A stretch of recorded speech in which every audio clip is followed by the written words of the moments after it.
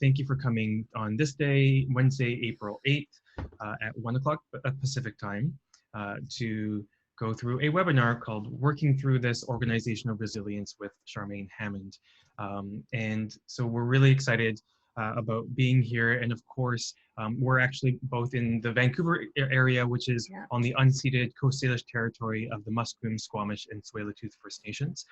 So we want to acknowledge that, even though it's a digital webinar, but I also know that there are a number of you who are coming from other parts of Turtle Island across Canada and possibly the United States as well. And so this is one of the opportunities about digital webinars, is that folks from around the country can also participate in these conversations. So Charmaine is a award-winning author, and I've been really excited to have this conversation because Charmaine and I have had a couple conversations already because she's had experience with other organizations around coming out of crisis and building resiliency within an organization and understanding what it means to be sustainable, especially in these kinds of times. So I'll pass it over to you, Charmaine, for the next little bit and for your presentation, and then we'll come back and do a bit of a Q&A. Wonderful. Well, thank you so much for having me today. And Kenji, you and I have talked a little bit about resilience and why it is so important right now, not for us just as organizations, as leaders, as volunteers, community members, family members. It's important for us individually. And how I framed up our conversation today is I'm going to run through some slides to give you some information about some tactical and helpful strategies that can help you move forward in this time of resetting our organizations and planning for recovery. And then there will be opportunity for questions and answers, and Kenji and his team will be monitoring those for us, and we'll have an opportunity to have a conversation. So let me just get my slides up here, and let's move into this dialogue about resilience and why this is so important. We're all in this together, and many of you are feeling stress and fatigue. Many of you are feeling optimism. There's some new opportunities coming up. My point with this is that we all cope with change and transition differently. And there's a wonderful author by the name of William Bridges who gives a new perspective on looking at change and transition. Mr. Bridges says that change actually begins with an ending. And that's what's going on for lots of us right now. There's lots of endings. We're not in our office. Many of us are getting used to working from home. Our systems and processes and the ways in which we operate in our organization, but also in our home, are different. And some of us are facing not being able to serve our clients in the way that we normally would. So it's important to recognize that when William Bridges talks about resilience and change and transition, he says that when change begins with endings, it's also important to note that the messy part, the tough part for us, is the middle zone. And the middle zone is where what many of us are feeling right now. The old way is not out. We have no idea what this new way is. We're just coping and putting one foot in front of the other right now. And it's this time of transition that sometimes makes us feel like we're on a tight wire and we're sort of trying to balance ourselves, and we're in between the old way and whatever the new way is going to be. And resilience is so important for us, not only as an organization, but for us as individuals. And having worked with thousands and thousands of clients around the world and numerous organizations and government departments, nonprofits, and big companies, I know one thing for sure, and that's resilient people build resilient organizations. So this is an opportunity for us to practice skills of resilience. To come to a common term on resilience, because there are so many definitions of resilience out there, I'm just going to give a frame of reference of how I think of resilience. And from my perspective, and this actually comes from working in the jails. I was a correctional officer in my first career and dealt with lots of crisis, as you can imagine, and then survived a near-death sailboat accident and have worked with several communities in their post-disaster recovery process. And every time I go through those types of situations, I'm reminded that the original or maybe the common definition that you've heard of resilience is the ability to bounce back. And all of those experiences in my life and working with organizations has taught me that maybe resilience is not just about bouncing back, it's the ability to bounce forward after change and challenge and crisis and adversity and uncertainty. And it requires us to be flexible and adaptable and to have a mindset of resilience. A couple of other perspectives on resilience is the opportunity to recover and adapt quickly from difficulties. It's about that having some grit. It's about adapting well in the face of challenge or adversity. And what I love when I speak about resilience is the fact that it is a skill set that people can learn. It's teachable, it's learnable, and it is something that we have to practice. If you think about resilience, it's sort of like a bank account. If you don't keep putting into the bank account, eventually there's nothing left. And resilience is like that too. We have to keep doing actions on a daily basis that support our individual resilience as well as our team and organizational resilience. And Dr. Ginsberg says that when we think of resilience, we can also think of three important words that support resilience, and that's competence, communication, and collaboration. And we'll talk a little bit about that. So with some practical tips, let's get into some nuts and bolts. There's a few tips that I can share with you right now about resilience, and it really begins with a mindset. How we think about our situation, how we frame what's going on for us in the world right now, in our past, really dictates how we show up, how we serve people, how we communicate, how we problem solve, and how we cope. I want to talk about this for a moment. When you think of what's going on right now, if our mindset is constantly in the language of defeat or fear or panic or feeling insecure or lack of confidence, what happens is that mindset shapes how we communicate in our relationships, how we lead teams, how we lead our organization. And now more than ever, I think we have to really work at the skill of what I call reframing. And when I was a dispute resolution expert, I was a mediator for many, many years. This was a skill that we used all the time about helping people see their situation differently. Leaders often have the expectation of themselves that they have to be all things to all people, to have all the answers, to know how to fix things. And I'm here to break that myth. And I actually learned this from a leader that I was facilitating some resilience building with his team many years ago. And he really was new in his role, probably maybe about a year, and was really in that dance of wanting to be perceived as a strong leader. And their organization, at the time I came in to support them, had some significant challenge, change, and crisis going on. And he was feeling such intense pressure to have every answer and know in advance how to fix something and how to anticipate everything. And the pressure on him was enormous. And I remember at one point in the training, one of his team members had asked him a question. And I could see the panic on his face. He didn't know how to answer it. He had no answer. And he really went into a panic mode. And for the first time the team had ever seen him vulnerable was that time. And he said, I don't know the answer, but I will commit to supporting you until we do know the answer. And when I know the answer, I'll share it with you.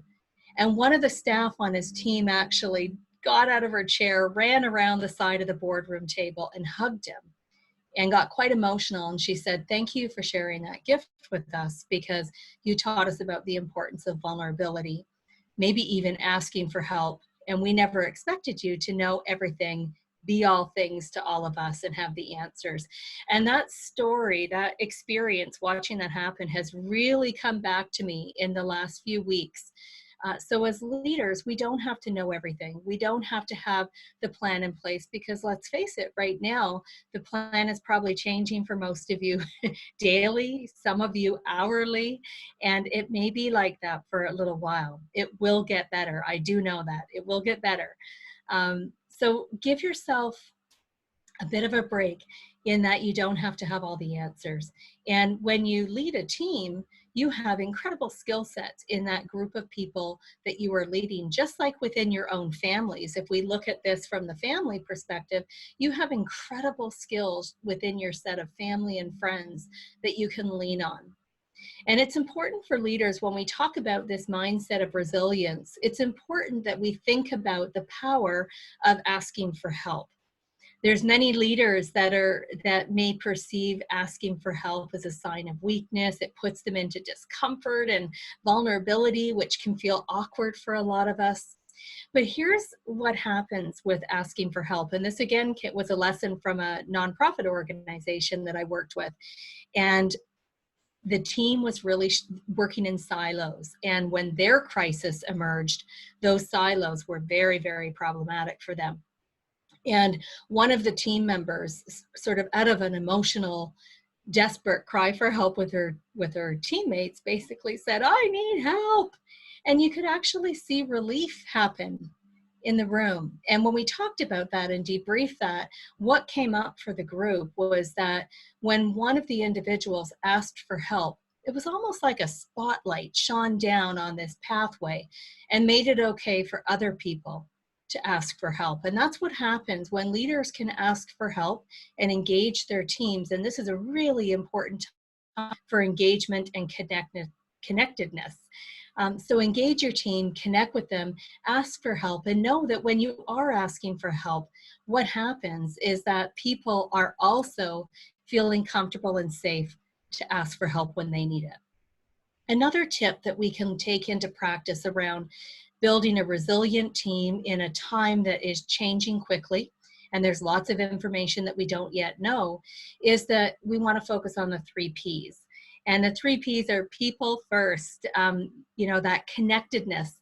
When I did some work with a couple of communities that had gone through forest fires, and I was very actively involved in working with the nonprofit organizations, government, and businesses around their resetting and recovery process and resilience process, which in one community took a couple of years to go through sort of this big, long getting things back on track for them as they moved back into the community and just sort of reset things.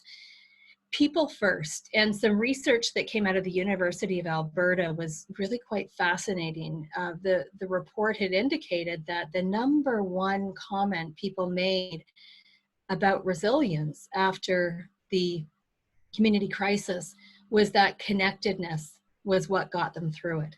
Connectedness is really, really important right now. So as leaders, we want to foster that culture that we already have in our organization, even though we're working remotely and some of those systems and processes aren't readily available to us. Keep in contact with people regularly, consistently. And this doesn't actually just mean our team.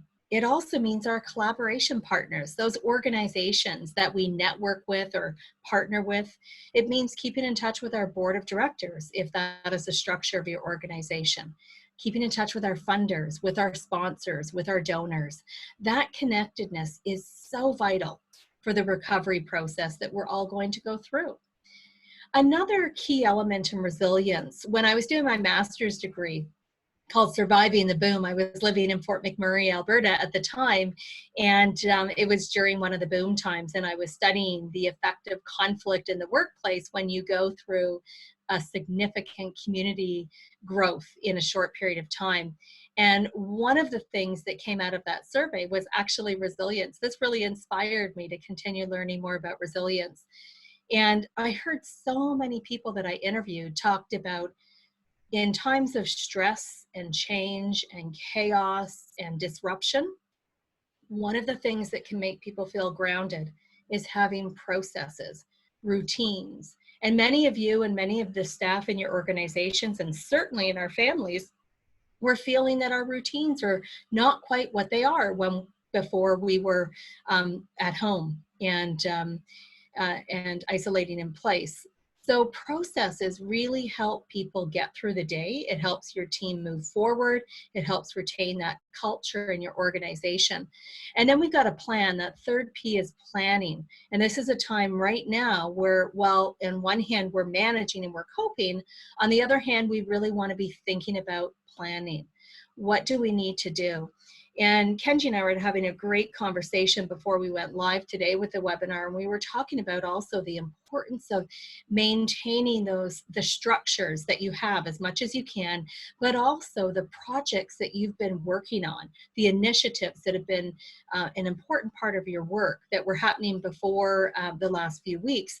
It's really important that those don't just get forgotten. So what can help people is, in a time where there's a lack of normalcy, is to create stability. One way we can do that is actually avoiding what I call the panic pivot. The panic pivot, and believe me, I've done a few panic pivots when there's been different things happening in the world and we've had to reset our business or reset the way that we work with our clients. The panic pivot, when we pivot without a plan, it can actually cost an organization a lot of time and energy, even money.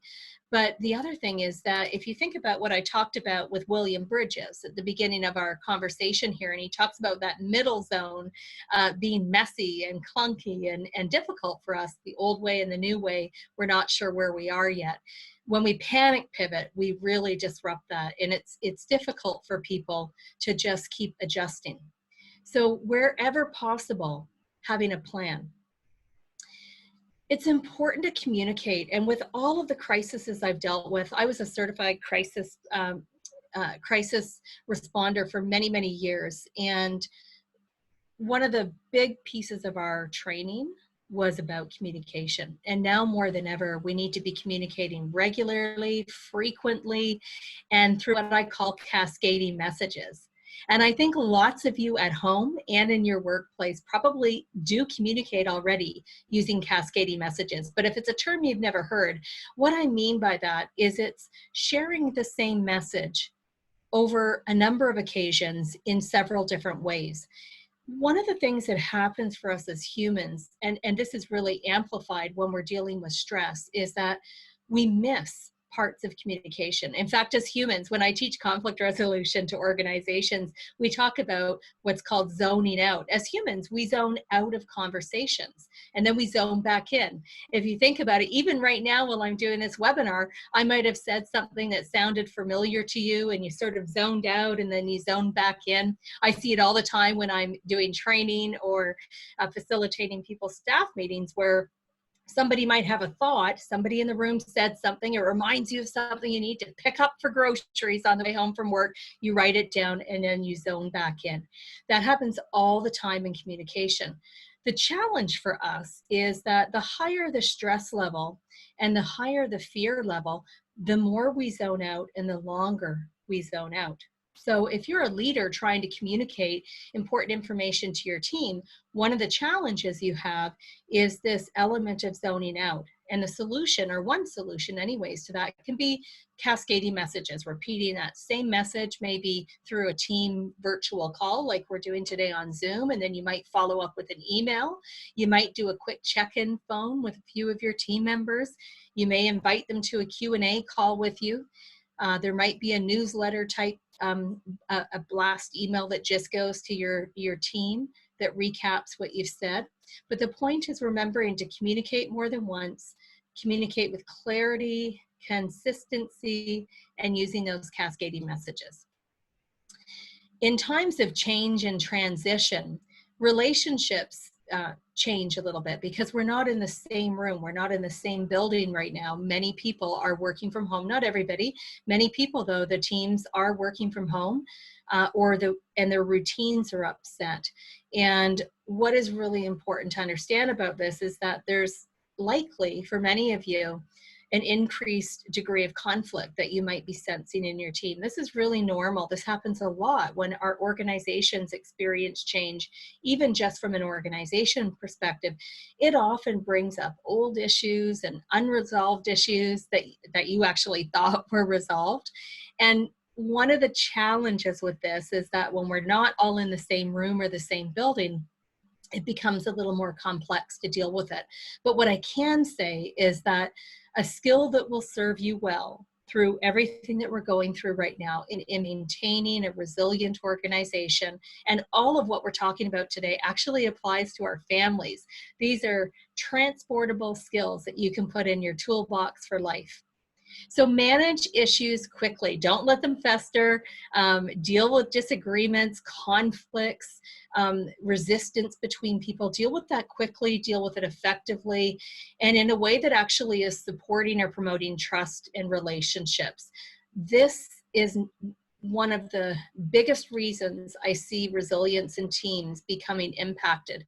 And it's when important issues are not dealt with or not dealt with well. And it can upset your culture, it can upset the projects you're working on, and ultimately it can damage relationships. So a great strategy is to think that conflict is not like wine. This is not my quote. This is by Judge Esty, who says, conflict is not like wine. Some of you might know where I'm going with this. It doesn't get better with age. So we need to manage these issues quickly because they do get in the way of resilience. And what will happen for those of you right now that are working remotely, if we don't address those issues, when we all come back as a group in our team, they will come up. And they'll come up with a lot of emotion and sometimes be complicated to deal with. So the more you deal with them as they arise, the easier the transition to whatever the future holds for us will be for you. The other is the resilient foundations. I have to talk about how important healthy eating, sleep, getting lots of sleep. Some of you might be finding that you're waking up at weird times. I've actually talked to a lot of our clients, and 3 a.m. and 4:30 a.m. are the two times that I'm hearing my clients talk about waking up and sometimes wide awake. And so our sleep might be interrupted. You might be feeling like you need a nap in the middle of the day. Yet before this, you would never have had a nap in your workplace. So it's important to know that rest and healthy eating, getting lots of water, fresh air is so important. And doing things every day that take care of yourself. And I know that sounds very basic, but I can't tell you how many people that I have spoken to over the last 3 weeks who these foundations are the foundations that are not being nurtured. As leaders, this can also be helpful for you to remind your team, your volunteers, your board members to take care of themselves this way as well. Family routines are different than they were from a few weeks ago. So this is helpful information for our employees' families. And the other tip that we'll cover here is the strength of your culture. So that your workplace and organizational culture that you have built over time is really important right now. And wherever you can find opportunity to connect the now to your culture, because your staff understand the culture. They were working in your culture. They've embraced how your organization works from a cultural perspective. It's sort of like coming home, if you think of that. It's their place of safety and groundedness and connectedness. So look for opportunities to connect what's going on and relate it back to your culture, your workplace culture.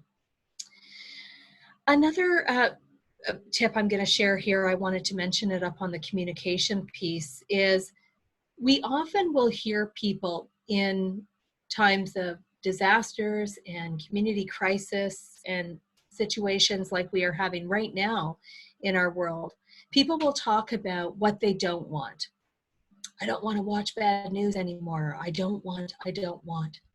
And a great skill for leaders. This is a skill of empowering your teams. This is a great skill for those of you who have children. You can use this skill as well. We can use it in our personal life. And it's that skill of really helping reframe. And a great question that I learned many, many years ago when I was going through school to become a mediator was, instead of focusing on what you don't want, tell me what you do want. So if in your communications, it doesn't mean that we shut down dialogue, but when you hear people talking lots about what they don't want, you can ask a simple question to get them focusing on what is important to them. What is their underlying interest or need that can actually help them move forward? And that question can be something like, instead of telling me what you don't want, I'd love to hear what you do want. Or focus on what you do want. I need to hear that. asking questions right now, who, what, where, when, why, and how. Those are called open-ended questions, and you all use them all the time already. Those are really important questions right now because they facilitate dialogue. They facilitate communication. They facilitate connectedness between people, all of which are very important. A couple of other tips, and we're going to open this up to a conversation and some questions from all of you because I really want to engage in dialogue with you through the questions. I think at this time, it's so important for all of us, for our teams, for our families, even in our communities, all of us as individuals, to recognize the need for patience. You know, there's Hal Stacks is a author that I love his work, and he created something called the working style inventories. I use it all the time in my work with teams, and he talks about there being 4 working styles. There's the driver working style, the analytical working style, the expressive working style, and the amiable working style. And each of those working styles is incredibly important on a team and needed and necessary. Each one of them also has different qualities of work that they value. So for example, the working style that we call the driver working style is really about results. So in a time of stress and chaos and maybe our routines not working the way they normally do, their need for results increases dramatically, which can be difficult for the other people on the team. For the amiable working style, they value peace, harmony, and relationship. So when clunkiness in relationships or conflict that emerges, it's really difficult for them. It's uncomfortable. It adds to their stress. The expressive working style is a big picture thinker.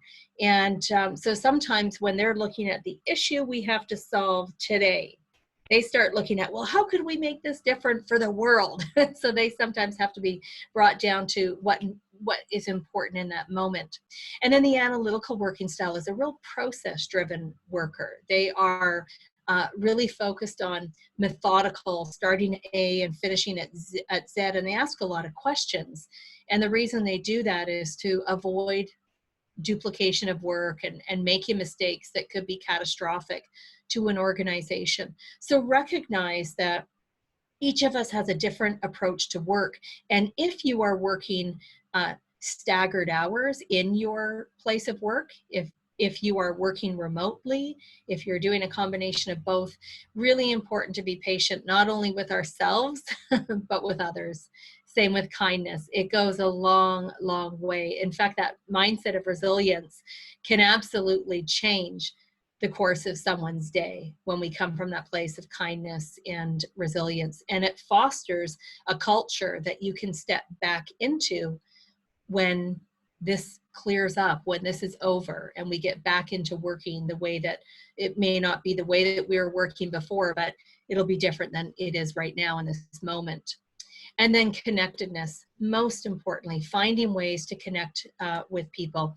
And I've been talking to leaders in different organizations, community groups, businesses, industry, government, talking to them about what are you doing to connect? And this might be a question we want to share examples with in the chat box, but what are you doing to connect with staff? And and your volunteers and your board members and your clients. And I have heard some of the most creative ways that leaders are facilitating connectedness. One leader does a voicemail message every day to everybody. So there's a recorded voicemail message that goes out to the team with a thought for the day and a sort of a motivational, or maybe not motivational, just a grounding type of statement. And I've talked to other leaders who do a video message every day for their team. Some of them are doing things like roundtable discussions. There was one called Open Door, I can't remember what it was, Open Door Conversations, which was sort of a conversation by Zoom. There's another team that I talked to who had been through crises years ago, and what they had implemented was the Resilience Toolkit, I think is what they called it. And every day, a different team member comes up with the resilience tip of the day that's shared out with the team in the morning through email or however they do that. I'm not sure, but it's shared out in the morning and it's one tip. And what I love about this is that it's a way of engaging your team, your organization, and being part of the solutions. And people feel included. And that is what's really important right now for resilience, is feeling included, not feeling left out. And there may be things as a leader that we have to answer the same question a lot of times. What some leaders have done, I thought this was really a creative solution to making sure information is dispersed in their team and to support organizational resilience. I've seen leaders do a frequently asked questions document. So as there's questions that are coming in, they create I don't know if it's a PDF, I'm assuming it's a PDF type document that can go out to the team, and it's changing in real time. And what I loved about that is that sometimes the stress that we feel and where our resilience gets impacted is because we don't have answers. And right now, everyone's dealing with that. There's a lot of answers we'd love to have that we don't. And it's okay as a leader to say things like, I don't have that answer, and as soon as I know, I will let you know. It's also important to let people know what is not changing. In times of change, we focus on everything that's changing. When I was a family mediator years and years ago, another lifetime ago, and I used to actually facilitate family mediations and separation and divorce mediations. And it was a little child that actually gave me this great strategy that I've used for many, many years in all aspects of life and business. It was a little girl who I think was probably 7, and her parents were in a separation, and we had the family come in to have a conversation, and the little girl said, "Stop telling me what's changing. I just want to know what's staying the same." And I thought, oh my gosh, that's brilliant. I wrote it down, and I thought that is so helpful for us in a time of change. It's so helpful to be reminded of everything that's still staying the same. So if you can find ways to weave that message into your family, and for those of you looking at this from the organizational perspective, this is a great way for leaders to build this into organizational resilience, letting people know repeatedly what is not changing. And we're going to be sending you out a number of resources. One of them is the ebook. I know my hair looks a little bit different there. So I've got 4 ebooks on resilience, and certainly we'll be sharing the slides, and we have a number of other resources here around resilience to help you and support you. And I just want to conclude before we go into questions with a quote that I really, really love, and it speaks to organizational resilience. It speaks to individual resilience. And Mr. Rogers, who I grew up watching, many of you know Mr. Rogers or you've seen the movie. Mr. Rogers said, when I was a boy and I would see scary things in the news, my mother would say, look for the helpers. You will always find people who are helping. And just to remember, we are all in this together. This is a time for us to connect with our counterparts, with the organizations that we partner with, our colleagues, our champions. We're all in this together. And the more connected we are as individuals, the stronger our teams will be. So I'll stop screen sharing now, and maybe, Kenji, we can go into some questions. Yeah, thank you so much.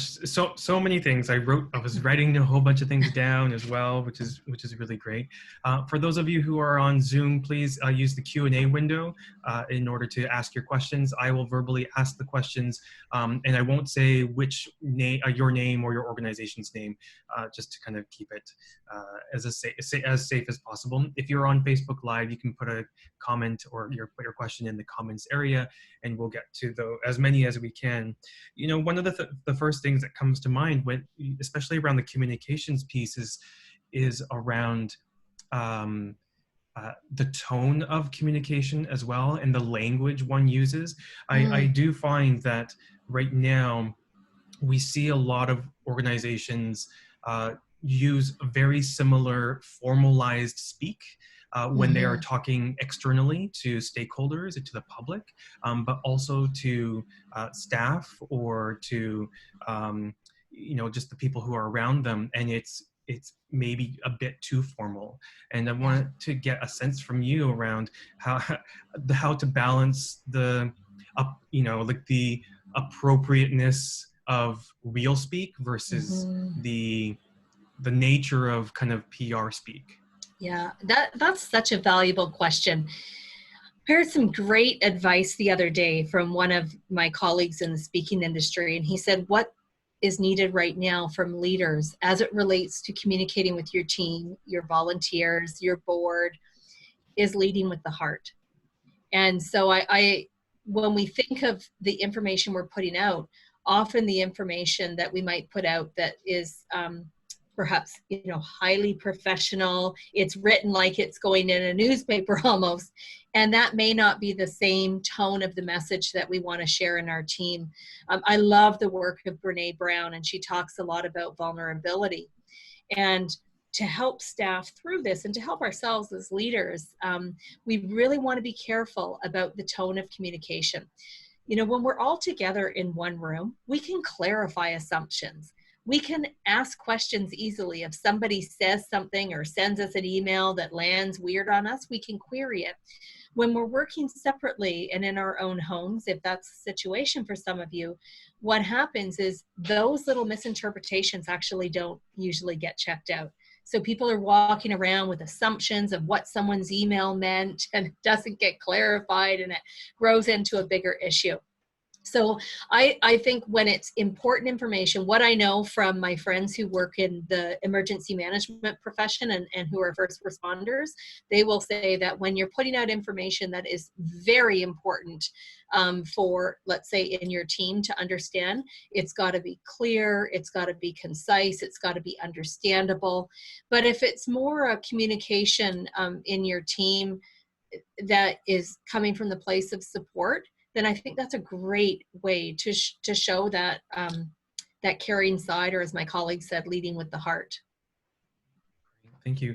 One of the questions coming through is around the don't panic pivot piece. And so the question is, when do you know when to take action, and when do you know when you need to take time? Yeah, that is a brilliant question, isn't it? Oh, wouldn't it be great if there was one simple answer for that, Kenji?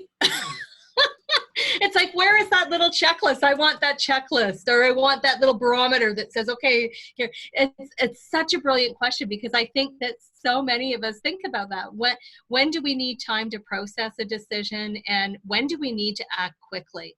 And what I have learned, like, there's sort of, I'll send this in the resources that we're giving you. It's not a panic pivot checklist, but it does give you some ideas around when you need to act quickly. And certainly if it's something that can impact your clients, you in the public eye that you need to respond to, those are things that certainly need to be planned, but you might have to act quickly. Funding, for example, staff safety, all of those types of issues are generally pretty emergent. But it also means that there needs to be a bit of a planned response. So your planning time might just be super short compared to other times where you have the opportunity to take some time to reflect. And one of the skill sets that some of the clients I've worked with that are doing, they've actually created a communication plan for themselves. And they've worked as a team and also engaging their board. These are some nonprofits that I was working with, and they've created some, I'm going to call them benchmarks. Like, these are the situations that this group of people can just make decisions on and act. These are the decisions that require other people to be involved, such as a board of director member, or you may have to, there's one organization is looking at hiring a PR consultant because they've got some messaging that has to come out because there's some significant changes to how they deliver their service, and clients will be impacted. So they're actually engaging the help of a PR consultant who can help them really message the information so that it's understood the way it's intended, and it's delivered in a way that will support the clients that are going to be impacted by that. So I wish I had an answer. It's a tough one, but the panic pivot, what I see is it's sort of like what I've seen some organizations do, and as an entrepreneur, I see lots of entrepreneurs doing this right now, is that this isn't working, we try this, and then, oh, we'll go over here, and then we'll go over here. And how that feels for staff is that there's just no certainty, there's no direction.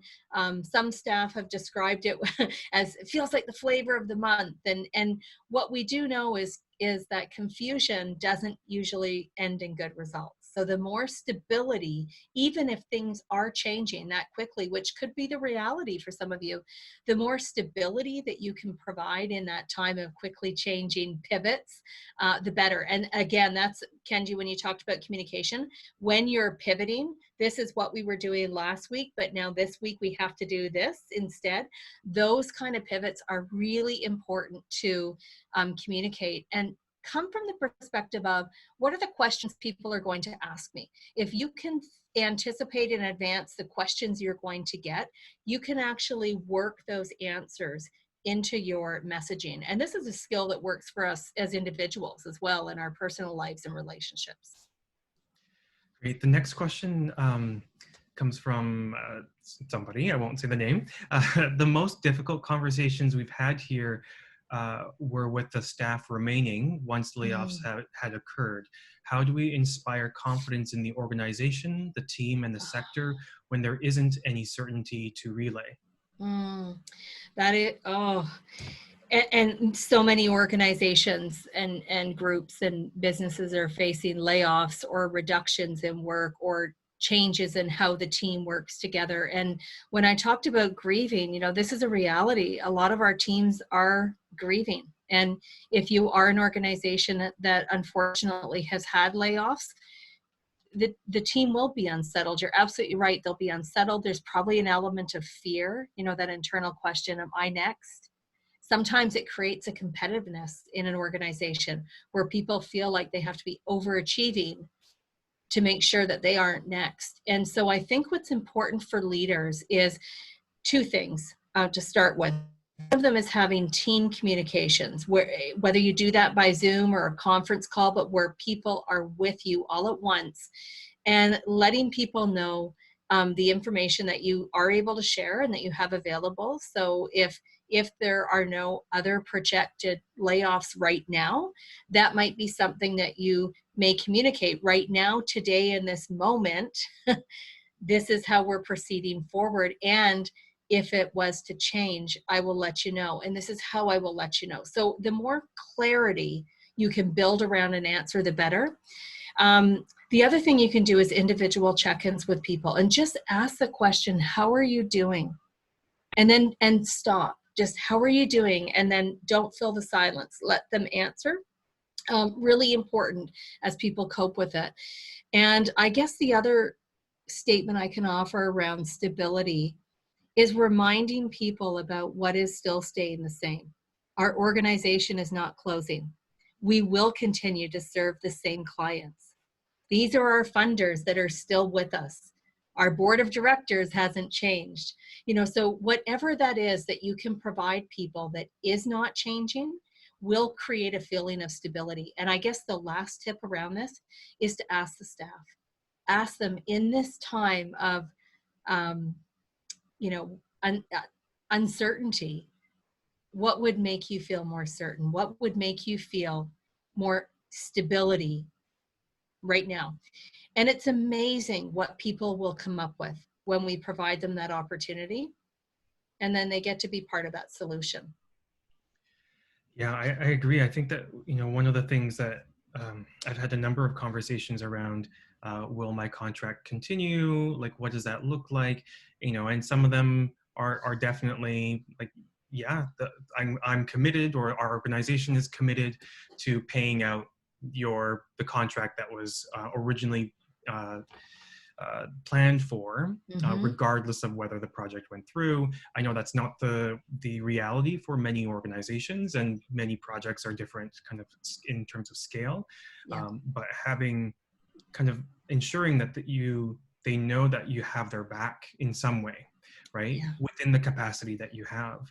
And I know that you and I talked earlier about the fact that, so I've been reading a lot around disaster recovery, and a lot of the documentation is around natural disasters. And you had some experience in Alberta with the Fort McMurray. And so obviously within natural disasters, the fire stops and then recovery happens. But right now we're in the fire. And so, and that's, I think, one of the challenges for a lot of organizations, and especially leaders, around, we can't make decisions Yeah, about when we're going to open or when we can even go back into exactly. the office. And so within that uncertainty, how do you, what are some kind of Mm. thoughts on your end around being in it versus being out and Yeah. then working towards something? Yeah, that is definitely a challenge. And I think so many leaders and organizations, people in general, are facing exactly what you've said, Kenji, is that there is no definitive, um, you know, answer to many questions that people have right now that are really important questions. It's about their future. And one of the it was a nonprofit organization that I had spoke to recently. I was asking them how they're handling kind of that information flow and helping create certainty in a world that just doesn't feel like there's a lot of certainty right now. And what they're doing, I thought this was really interesting. What they're doing is what they're calling scenario building. So while we don't know when we'll go back to work, we don't know what will look different or the same. If it were this, here's the plan. If it were this, so if it was in 3 weeks that we were all back to work again, here's the plan. If it were in 6 weeks, here's the plan. And just having options actually provides people with some stability. It just feels like it's not all up in the air. There's at least some thought and some planning that has gone into that. That might all change in reality too, but at least it gives people the opportunity to get their head around it. And I just wanted to go back, Kenji, something you said just triggered something for me when we were talking about, people's contracts, fearing, will their contracts end? And for artists, will they be paid for their work? Will their contracts end? One of the things that I was thinking could be really helpful here is that as leaders, you have something really important. We have influence. We have people that we're connected to. So could we look at some of those connections to support people? Give you some examples. Providing a testimonial for someone, or making a powerful introduction to someone and to someone else in your circle. Can you be a social media champion for them? And if it's an artist, for example, sharing some love for their work on social media. All of those actions, again, they all come down to connectedness. But the more that we can do that collectively, um, not only do we foster resilience, but we help people in the process. And I think it's a great opportunity for leaders to look at, how can we do that? And the other piece is, it's super important right now for anyone that has donors or funders or sponsors that help support the financial operations. Really important to stay in touch with them right now. Relationship is key, and connectedness is very important. There might be other ways that you can actually help people and create opportunities for yourself, and that might happen from some of these conversations. There's a follow-up around the scenario question or Mm, scenario kind of example you mentioned, and the question is around the fact that for some organizations the various combinations of scenarios are quite infinite, mm, and so they're feeling like in those moments can be paralyzed with that there's too many options, there are too many things. I'll just say though that mm, and I'll pass it over to you. So as an organization, we're doing the Arts and Culture Impact Survey mm, for all of the BC. So we just released the version 3 of our survey today, and one of the questions that we do ask is around what does your organization look like in maintenance or adapted mode?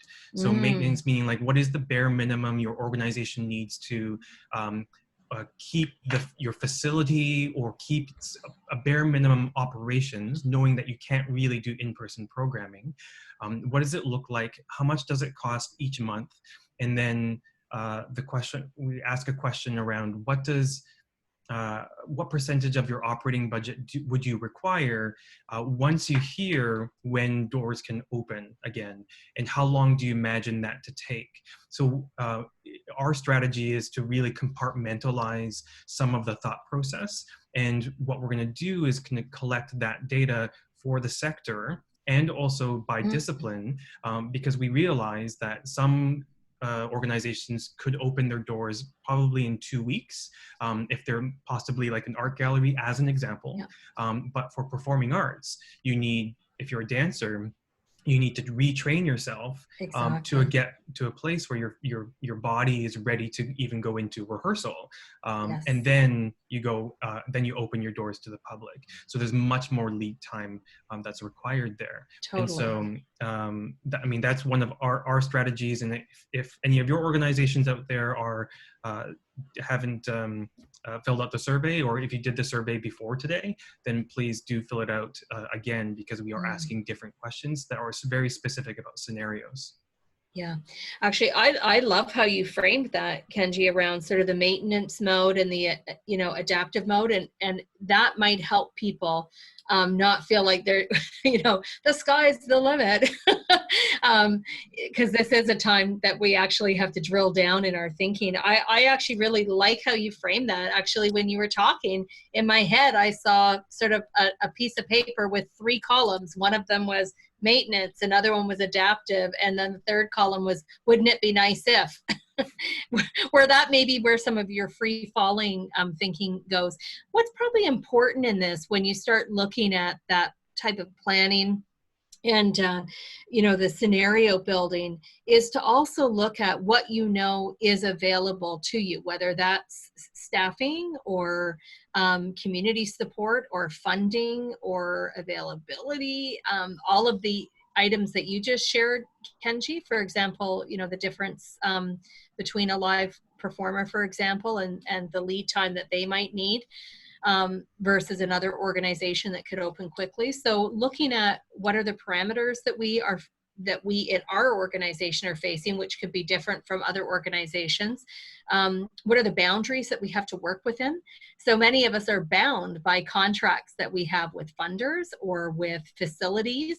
And so there's limitations of what we can and cannot do. So that should be shaping some of our thinking, as well as our relationship should be shaping some of our thinking as well. And I think when we're looking at scenario building, it's really helpful to have some standard sort of benchmarks that we measure things against. And I did some of this work years ago with a group, and I'll see if I can dig up, I'm just thinking of the framework we used for them, and I'll see if I can dig that up, because that might just give some clarity around what does that look like when we're scenario building. Great. Yes, thank you. And any materials would be helpful to share. So we're nearing the end. So I'd love to, thank you. But are there any parting thoughts that you have? And if you want to share a little bit more about what some of those materials are going to be, and just so everybody knows, we'll send it out through the Zoom registration link. So it'll go out tomorrow with materials or links to things for you. Perfect. So one of the things that we'll be sending, I wrote a book probably about 11 years ago now called Bounce Forward, which is all about resilience. And it talks about 4 different key areas of resilience. Some of them that we've touched on today. So they are a PDF, and there's 4 sections. I'll send you those. The other documents that I'm going to send is an organizational resilience checklist. Some of this will apply to you right now. Some of it's going to be more applicable once we are back in our places of work and there's a little more certainty of what the future holds for us all. And those resources and the checklist that you'll be getting, I think, will be really, really helpful for you to be able to not only build continued resilience, but be prepared if something else, it doesn't need to be a big crisis like we are in right now. It could be a crisis that just impacts your organization, a funding crisis, for example, or a change in vendors, something that is creating challenges for you. So the checklist will really help you with some of your future planning as well. And then I have a little guide that I've put together on some tips for resilience from the perspective of going from resetting our organization to being full on in recovery, which does take time. And it'll give you some tips on how to do that effectively as a leader, as a team member. And again, everything that we talk about really applies back in our own personal life and in our family life. So we'll make sure we get all those to you, and the slides as well.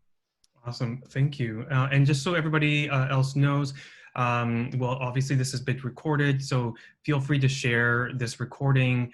It'll be up on our website, but also on Facebook as well. So anybody from your organization or from your community who missed the chance to attend the live session here, please do share it. And also just to kind of give you a heads up that our next 2 webinars as part of our Working Through This series is Tuesday, April 14th. We have one with Mercedes Baines, who is a psychotherapist who's going to lead us through an experiential webinar around how to center yourself and do some self-care. And then we also have one on Thursday, April 16th with Cease Weiss and Jolene Andrew talking about the Indigenous ways of knowing and as we cope through this as well.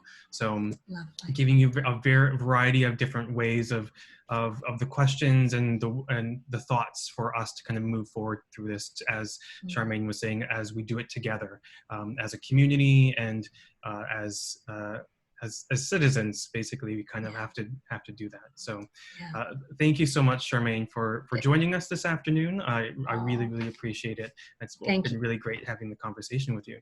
Thank you so much. I really appreciate it. And to all of you, really delighted that you showed up today, or if you're listening later. And just remember, we're all in this together, and community is so important right now. This is what will carry us all through this, and we will get through it. That I know. And I just wish you all the best. If you need support, reach out. I'm on social media, and my contact information will be with the handout. So we don't have to do this alone. Yeah, perfect. Thank you, Charmaine. Thank you, everybody else. Have a great rest of the day. Bye.